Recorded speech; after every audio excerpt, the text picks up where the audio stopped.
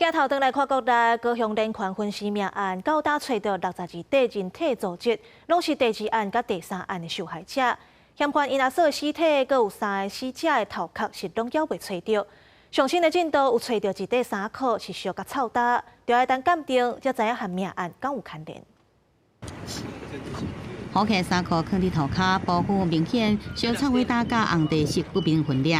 报警找危害唱水员，趁16出日头，天气袂歹，搁再落水落去找，再去找出一包不明的衫裤。一个塑胶袋，塑胶袋里面是什么？塑胶袋里面是衣服、裤子。高雄连环命案找危害已经来到11天啊，陆续有新人事家的鉴定运河来到侦查。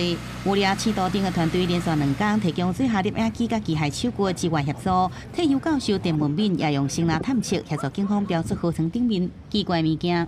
地毯式的扫描然后今天早上又把那个拼图又把它那个技证有展现出来了那我们就是把根据这个影像的内涵，就是底床的这个状况，然后来列出了一些可疑的这个位置了。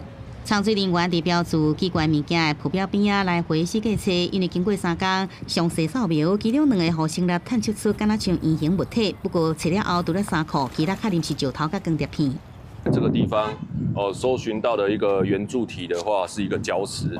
另外一颗浮标是在这边，然后它疑似也有一个那个圆柱体下去它找起来，它是一片光碟片。由技术也未找到3名被害人的头壳，加一个嫌犯兄嫂的遗骸，警方四界里踅，无放过一段线索。16总共找到8块人体组织，一块敢若是人骨，甲一块衫裤。后续交由监视单位来调查，是不是被害人所有的。记者综合报道。